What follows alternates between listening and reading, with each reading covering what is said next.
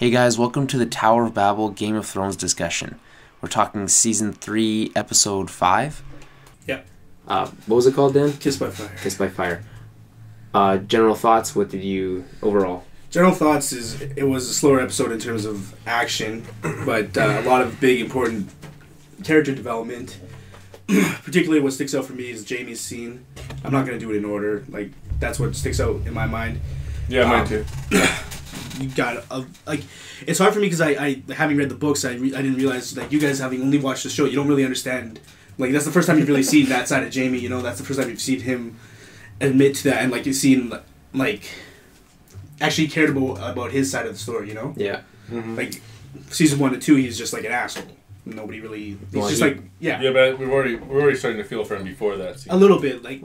Yeah, but I mean, it's hard to freak. It's like, you gotta remember, he pushed a kid out of the window. I actually don't even care about that anymore. Yeah, well, that's the thing, you forget about it. I don't. Just based on how much shit's happened to him now, like, it doesn't even matter to me now.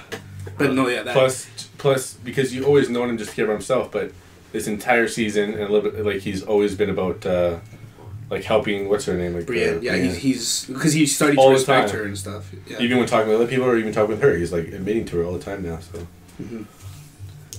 What do they know about that scene is, like, he was, like... What was the point of her, like, standing up in the water? Like, what was she going to do? Well...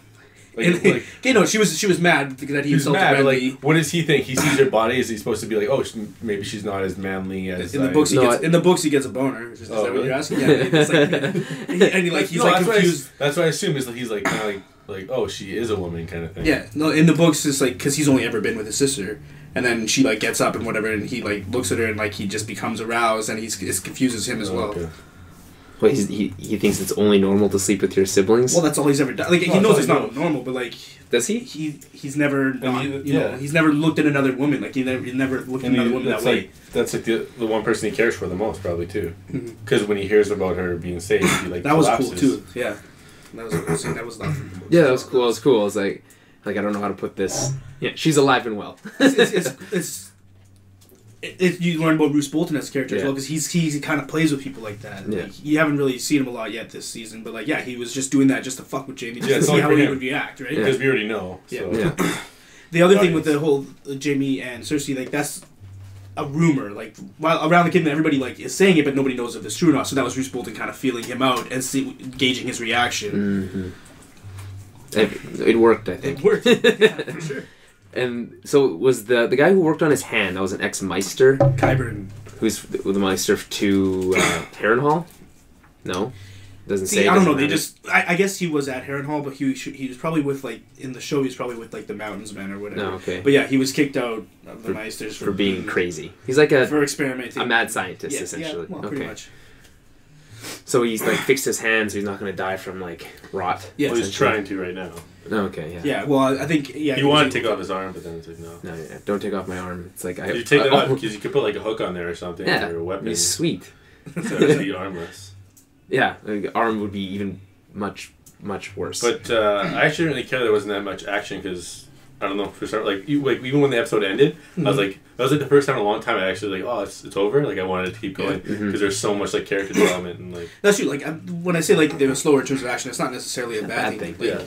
Obviously, it's cool to see, and like the fight at the beginning. Yeah, but I didn't need it because of that fight in the beginning. It was like, well, that was so shocking too. Like I was like, in terms of just like filming and like in like the pace of an episode, it was right in the beginning. I'm like, there's no way the Hound's gonna die. You know what I mean? Because we know him throughout the 3 seasons or whatever, but then it was so shocking when the sword went through the flaming sword and like sliced the guy, straight through. And then you're like, he's gonna die, or whatever, because you don't really know about his powers yet exactly. Yeah. So, but like, that was crazy. To be fair, easy to say, well, he's not gonna die because we've known him for so long. But I'm saying Ned got his head cut off. I'm saying in terms of like pacing of an episode. The very first scene, it wouldn't be, you know what I mean? Yeah, just in terms of that. Yeah, and it's what. so I didn't know what would happen, right? Because I didn't think that would happen. Like that's gay that the sword would break. You know what I mean? Because you're obviously rooting for that guy, even though you don't really know him that much. Well, because you don't like. Yeah, Mountain. And it's like he's blocking it, and it's just like cuts right through it. It's like, oh, that sucks. And that's a sweet flaming sword. Mm-hmm. Yeah. Do they talk about his flaming sword at all? Or it's like, it's in the books they do, but they don't really talk about it. Well, in the books, it's actually Thoros that, like, beforehand always used the flaming sword. And they talk about it actually in this episode. Jorah and Barristan are talking about it. It was that dude's blood, though, that made it flame, though, right? Yeah, well, I think they put wildfire, but yeah, Thoros cut himself. Because he's a Mirish priest and he worships the Red God and everything. And, like, we're seeing, like, more and more, like, that god in particular and just the supernatural element of the show is becoming much more powerful. Yeah. Mm-hmm. So... Yeah, it was cool when he stood up. That was awesome. Is that related to like the dragons coming back? Like dragons and it's never like together? Explicitly said, but like that's the way I see it a lot of the time. I look at like the dragons, like the birth of the dragons is when magic starts coming back. However, like the White Walkers were already there, you know. Yeah, that's true. But is that magic or is that more like? Well, it's definitely it's magic. It's something supernatural. It's otherworldly. Yeah. What else happened this episode? I actually enjoyed the Jon Snow scene, I think, a lot. Oh, yeah, you would. No, like, so much bad shit happened. It's like... It's nice to see something good happen. Yeah, for sure. Like, and to see that chick, like, open up was awesome. Yeah, her emotions. Super skinny. She's anorexic. Whatever. But it makes sense because she's a starving. I like that scene a lot. You did mention that in your written review. I just Yeah, which you can find on Tower of Babble I did it there. Come on, man. Tower of Babble Podcast.com. There we go. Anyways, yeah, reviews. He writes them every week. Yeah. But whatever. I like that scene a lot. So it was decent, yeah. And yeah, it also shows. I think it was needed. I don't. Yeah, well, because up until this point, she's always just been kind of teasing him and like you don't. She's just like fucking with him, and now it shows that there is like something more. Yeah, and just when they open up, it's like you feel sorry for her almost. Like, man, don't you just wish they could just run away? You want them to have a happily ever after, but like. He's got his duty, right? He doesn't even know. That's the other thing about that scene, though, because he broke his vows, and that wasn't necessarily required of him. He wanted exactly. Like that's true, but it was also he's still gonna do what he thinks he has to do or wants to do. Yeah, but like at what point does he? At what point is he still a man of the Night's Watch that's doing all this because he has to, and then at what point is he just doing whatever he wants, and then he's gonna go back and? But his main allegiance is to his family, though, right? Like he gave up his family when his main allegiance is to the Night's Watch. Yeah. Well, that's what he would say. Yeah, but what's their ultimate goal though? The Night's Watch to protect the realm. Yeah, okay. From they what is have, beyond they have the no wall. stake in the wars in the South. They have no stake in the Stark army or anything like that. They only exist to protect the kingdom from the others, the White Walkers. But I think in the back of his mind, he still has that family. Of course he does. Yeah, it's hard not to. Yeah. It's impossible not to. Well, didn't he try leaving last? He left because he heard about the war and he's like, I gotta go. When Ned lost his head, Jon deserted the Night's Watch, and then his friends brought him back because they would have killed him for deserting. That's right. Mm-hmm. I thought it was cool to find out there was 13 castles along the wall. Yeah. I didn't know that. I always thought there was just the one Castle Black. 13, but he says I don't know, 19. I'm pretty sure it's 19. But he says like 3 of them or something? Only 3 of them are manned because the Night's Watch is so like only 3 of them what? Or have people guarding them. The others, like some of them are boarded up. It's the 3. So East Watch by the sea in the east, surprisingly enough. And then the Shadow Tower is far to the west in the mountains. So it's like they have the 2 edges, and the Castle Black's close to the middle. It's not right in the middle. Okay. Castle Black's the biggest one? No. No? I don't think so. Okay. Well, I think they said 13 in the show. I'm pretty sure. I don't remember exactly. It's not. But yeah, the point is that like the Night's Watch used to be this huge force, and they used to be able to garrison all these castles, and now they can't. They have nothing. Well, they only have 1,000 men apparently, according to John. At the castle. That's a lie. Is it? We know that because the majority of the Night's Watch left with them. Yeah, not the majority, but like I wasn't sure because I was like, that seems like a lot that. It was. I think it was like something like 300 or something like that left. But 1,000's a bit high for Castle Black. So he's lying? He was lying. But what's the point of lying at that point? Like what? Because he still is a man of the Night's Watch, and he wants them to like think like if they know how poorly garrisoned they just go right at it. Yeah, they take it down. Stannis' wife is in this episode, and she's fucking loony. Lady Sissy. Arcelise keeps her dead baby boys in jars. That was a very interesting addition. For me. One of the names stuck out for me, but like I can't talk about it. Okay. So don't I think it makes sense to see that though, because you visualize it that she can't give him a son. Yeah, the whole thing is. And then you see how far she developed and they died or whatever. So it's just cool to see they tried 3 times and it's not working out. She just came off as like just like loony. Like you haven't seen her the whole time, the whole season. It looks like she's like trapped away. Like she can't do anything. So she just stayed on Dragonstone the whole time. And Shireen. And she doesn't see him like Stannis. No, because she spends all of his time with Melisandre. Yeah.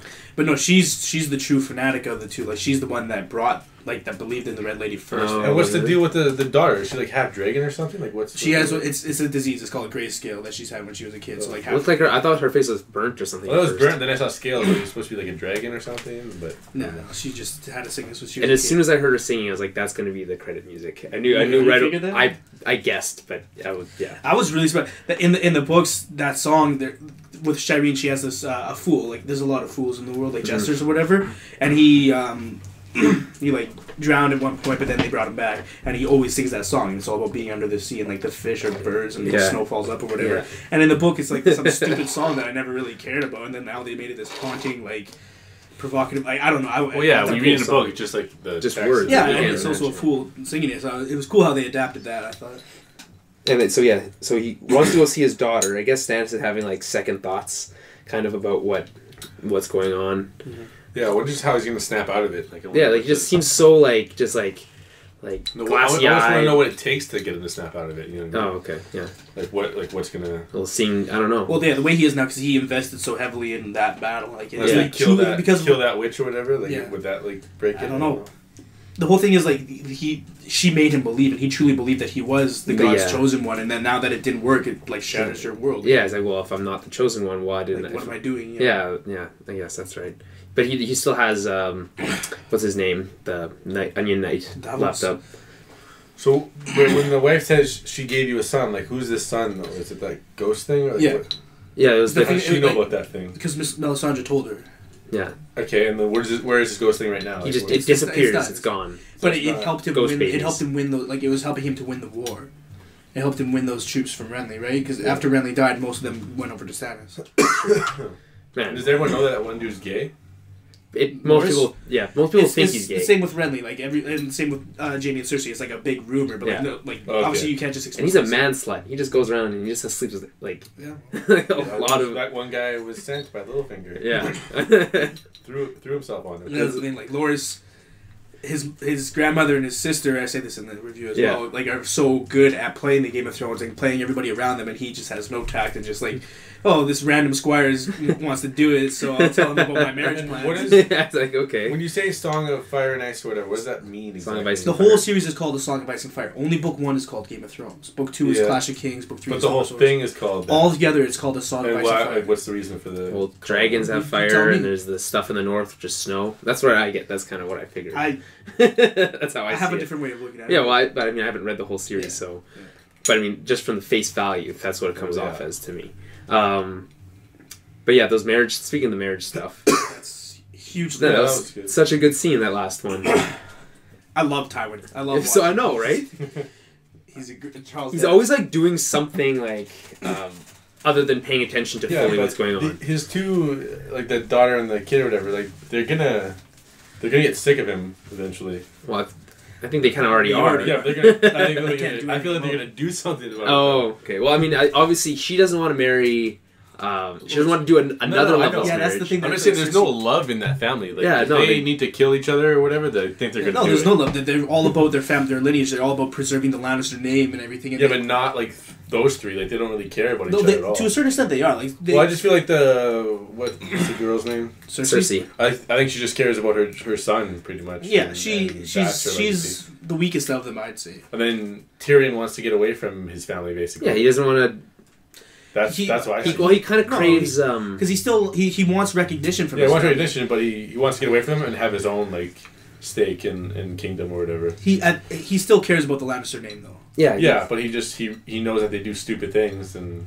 Yeah, he doesn't fully agree with everything, but he wants and there's no way for him to ever please his father. No, he does want recognition. Yeah, he wants to kind of get like recognition from his dad, like you did a good job. He just wants to hear that one time. He's not going to get it, and probably not knowing Tywin. Yeah, but snap or something. Yeah, but as a like a half man, a midget, it's like what is he going to do personally? He'd have to do something, hire someone. He's smart. He's a pretty smart guy. I mean, yeah, that was good. Just good too because. you thought it was just like he had to get married. And then no, you too. So your plan backfired. I looked just watching her being smug, and then all of a sudden, like, no, I don't want to. Not again. Like no one roots for her. Like But you almost feel like because like she was forced into marriage with Robert. There was no love in that marriage either. Yeah, that's true. I actually kind of forgot about. That's why she said not again because that and like there's a couple scenes in I think like even season 2, maybe even season 1 where she talks about just being shipped off to marry this guy that you've never met, like you don't love, and like if her younger sister was there, but they sent her off to Dorne, didn't they? Dorne? Didn't they send her off in the second season? Cersei's younger sister. Cersei's daughter. Cersei's daughter? Is it oh, it's his daughter. Oh, okay. Joffrey's younger sister. Okay. They could have done that. That would have worked. The scenes with Tyrion and the girl, whatever, coming up are going to be so awkward. Oh, with Sansa? It's going to be so weird. Yeah, like, so... How do you want to do this? Well, good. I don't like that, what's her name? His, like, secret girlfriend or whatever, anyway. Oh, you don't? The whore? No, I don't like her. But not that I think Sansa and her should get together either. Just that I don't like Shay. I find her annoying. But, she's kind of whatever. Is there anything else that stood out from this episode? Nothing really happened across the I think those are the big things. Like nothing really happened. Like it's a good conversation between Jorah and Barristan. It's not so much about that Daenerys, was good. But like it's because them talking about back when they were both knights and fighting the same. And what their allegiance and what their allegiance is now. You almost done that? Yeah, good. Oh my god. There we go. Get it all. Oh god. I don't even know what we're talking about anymore. Oh, that's right. Yeah. The other thing that was cool about that scene is it came straight after Shireen reading to Davos, but it changed scenes and her voiceover was talking about Aegon the Conqueror's conquest of Westeros, and it panned up to Daenerys. Yeah, that's right. Okay. I don't pay attention to any of that shit. Yeah, that's the cool stuff. That's I tried to, but like half the time I get lost in conversation. I take away like the main thing. How cool would a movie be? Like a short, like a movie that they did just based on like the stuff that happened before Game of Thrones, Robert's Rebellion, or the Aegons conquering, or like all that There's stuff. So much. That'd be so cool. But either way, it's just good that these aren't movies. Like you get a full out season for every book, so that's. George Martin also writes novellas that take place 100 years before the events, and they are during Aerys' father's reign, and like there's a lot of like Aemond's there. I think that'd be cool, but it's like a mini series. I still think the stuff that's going on is way more exciting than that. Well, yeah, but once you've done this, Game of Thrones, you're gonna want to continue it. Obviously, yeah. They're not gonna be done for a while. He hasn't even written book 6 or 7. He's written book 6. You don't know how far. Okay, but like if that's true, then their show's probably gonna catch up before they. No. You don't think so? No, because if book 3 is being split into 2 seasons, book 4. It's not even about the books, but like just the amount of content between. So that's 3 years. And I'm pretty sure he said he needed like 70,000 pages or something like that. They get to write. Fuck, he's just annoyed. He just bothers you. About him. Like, but he's also going to die of a heart attack. I swear to God, But he's a big man. Using him for other TV shows and whatnot too. HBO is using him for other TV shows too and stuff. So. Well, he did a lot of writing for TV. He wrote the Beauty and the Beast show on like CBS in like the 90s. Really? I don't even know what show that was, but I think it doesn't really matter. Like, yeah.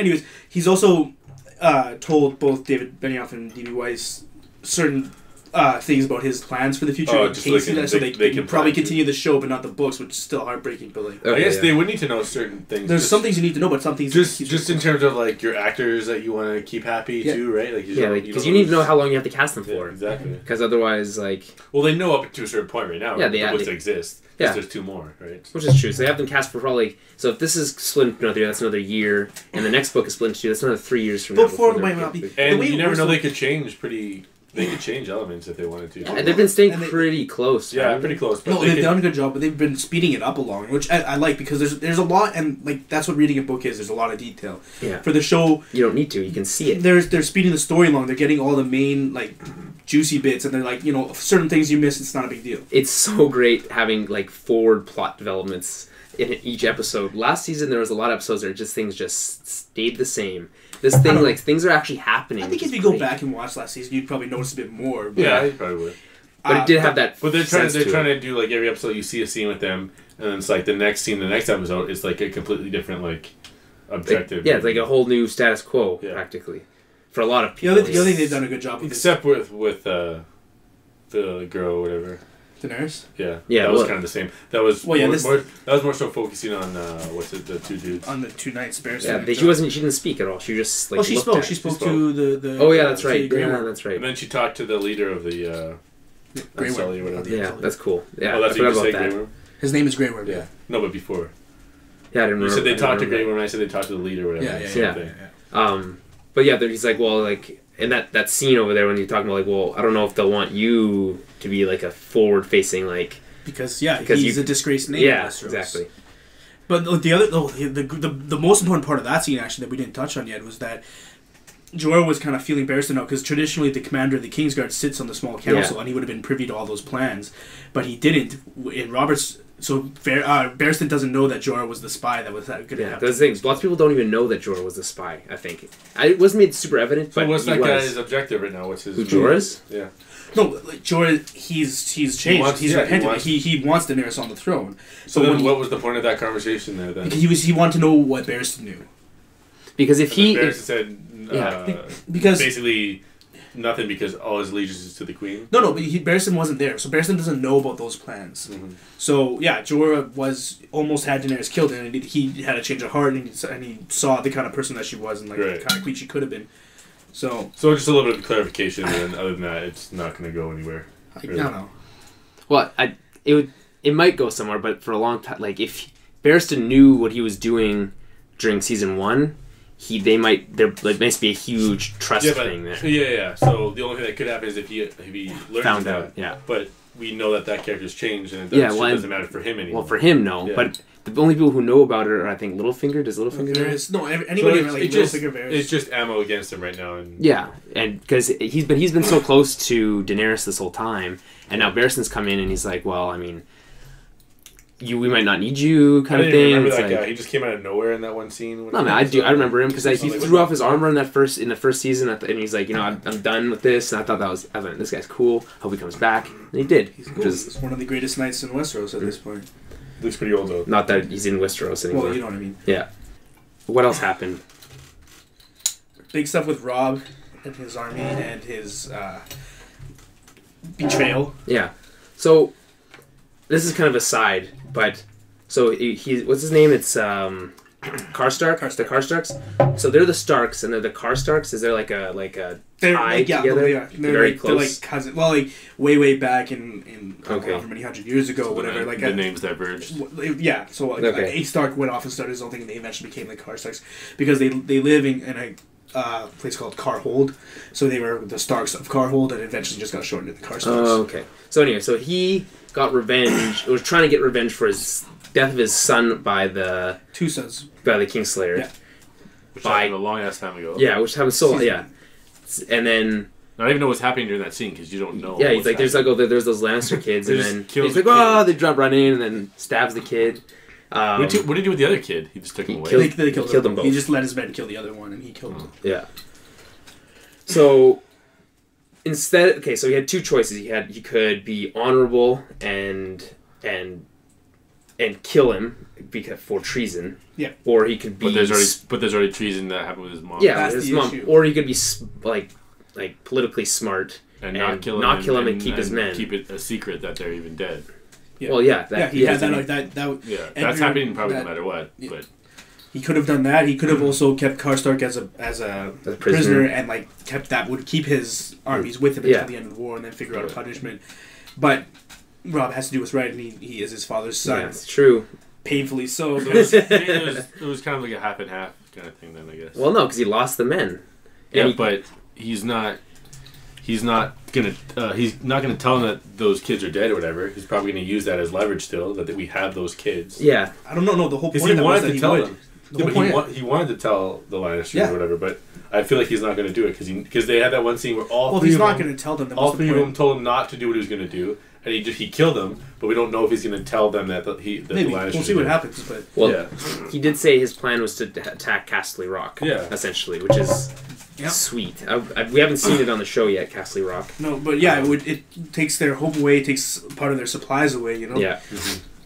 And I guess it's not as well protected as because whereas Tywin's actually in Landing right now, and then like their forces have all been moved that way and south towards King's So Landing. is he near Castle Rock? Because if he was near Castle Rock, they would think, well, they probably would want to reinforce that.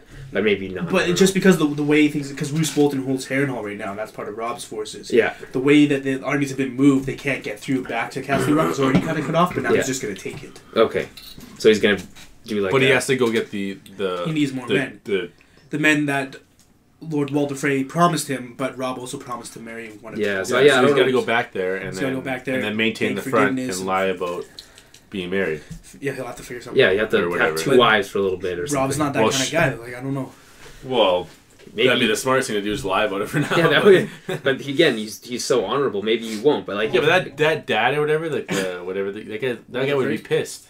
Yeah. You'd be absolutely pissed. Be like, well, I gave you this fucking bridge. Like he helped out a lot. He not only let them cross the bridge, he gave them Walder Frey. And they have no attractive children. They're all ugly. He's like, for some reason, I remember the one scene. He's like, "Did you get a good look at them?" Yeah, said that to his mom or whatever. Yeah, and what'd she say? She's like, maybe not. One of them was okay. Yeah, one of them was suitable. Something along those lines. So I don't know. Just hide her as like your nurse or whatever, and then marry one of Walder Frey's daughters, and then have her killed. I hope we see that scene next week. Yeah. Because that would move things on. Just like, keep it going and let it happen. Yeah. That would be the easy thing to do, but and then have that battle or whatever. I guess they'd have to save it. I don't know. Well, they keep not showing battles, so yeah. What battles have there been? There was like the whole thing at the I'm just saying, Fist of the First Men. Castle Rock sounds like a big thing, so they probably want to save that. It probably wouldn't be a big thing because there's not a lot of people. Well, it's episode 5, right? Yeah, it's halfway through the season. We're getting close. 9 is the big episode every year. Or has been for the past 2 seasons anyway. So no point in watching episode 10. Just kidding. I don't know. I was looking at the episode names, and both 9 and 10 sound good. Well, yeah, but 9 has been where most of the budget was. I know exactly. Yeah, 9's gonna be good, but and the budget's only gonna get bigger, so we can only hope there'll be more of those episodes in future seasons. And then because they have to focus on like whatever. They didn't do Theon's. Thank God. I'm so sick of I don't even care. I just wanted to know because you wanted to know what happened. Last week you guys were like, "What's going to happen with him?" Yeah. And next episode. I wanted to know what happened with that guy. No, I didn't. I don't really give a shit. So when they say it again, probably next episode they next episode's going to happen for sure. That's another thing. But you want to know what happens. Yeah, I like that the show's doing that though. Like Theon, Sam, and Bran were not in this episode, just to give room for the other characters to have their full bit. Like in season 2, there were a lot of episodes. Another thing about Bran, you can tell he went through puberty because his voice is. Yeah, Arya too. They both grew a bit. Yeah, Speaking of Arya, she's like super sad. This episode. Not only was justice not served for her, the Hound is part of her prayer, and she wants to. Yeah. She thinks he deserves to die, and. That in her mind watching that was when it was going to happen. He deserved to die. He was being judged by the gods. This was going to happen. Too bad. Yeah.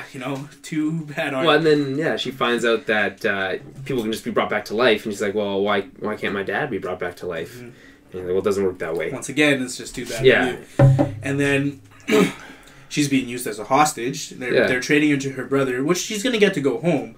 Well, what do they want in return? They want money. They're going to sell her. Then he'll just because Robb should be able to do it. But then he'll probably try to get them in his ranks too. No, probably not. Well, some of them are Winterfell men. Yeah, that's true. And then, but the last thing with Arya, losing Genji, she already lost Hot Pie, and as much as they weren't her and Hot Pie weren't best friends. Yeah. Her and Genji are obviously much closer. It's still everybody around her.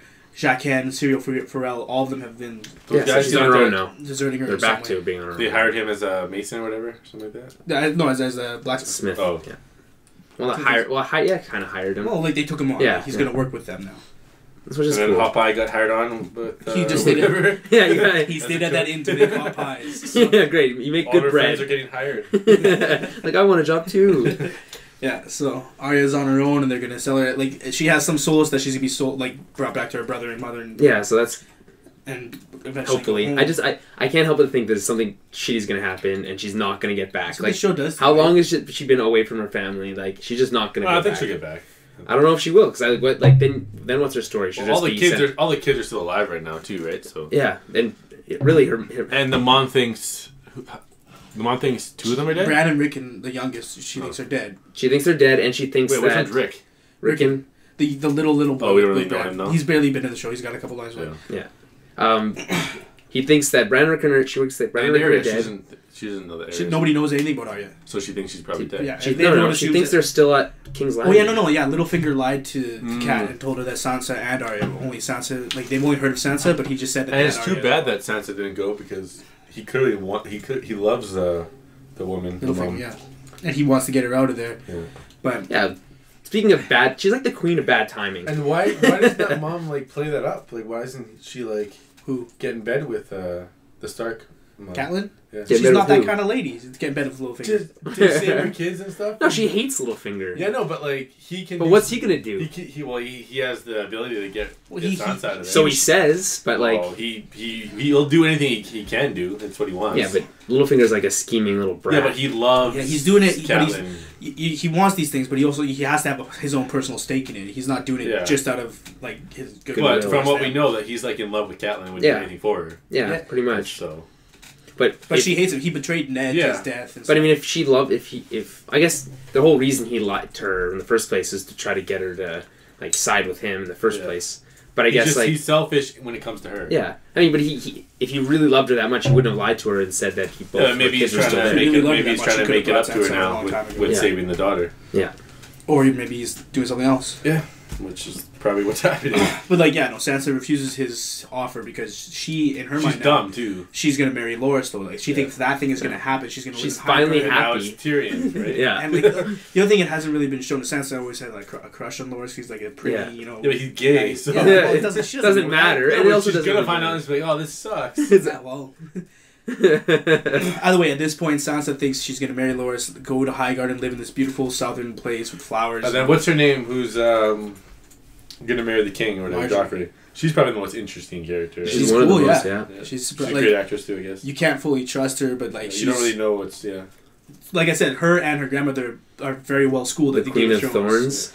Yeah. Who's that scene with that one little scene. She put Tyrion in his place. Yeah, it was like. How many stuff? Yeah, how many stuff are we bringing? Oh, like 1,000 wheat, like 10,000 rye, and it just goes on and on and on. And I didn't know how that was going to go because last episode that lady talked with that bald guy, Ferris, and she kind of put him in his place too, and let him. Yeah, but that's the thing. Like she's underestimated because she's a woman, and generally women aren't really in control of their families. You know? It just shows that experience and knowledge is pretty useful.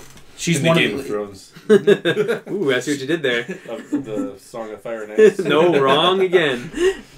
Okay, I think we covered pretty much everything on this episode. Next week to the Game of Thrones podcast. Thanks, Jeremy. But yeah, you should do that. You should tune in next week. We'll talk about Game of Thrones. We'll talk about Game of Thrones again. There's a lot all going Game on. of Thrones all the time. I would be Game of Thrones 24/7. Yeah, honestly, I could stop seriously it's like we're basically talking for an hour. Yeah, what else is going on? We don't have a lot of more. Whatever, it's fine. No, that's fine.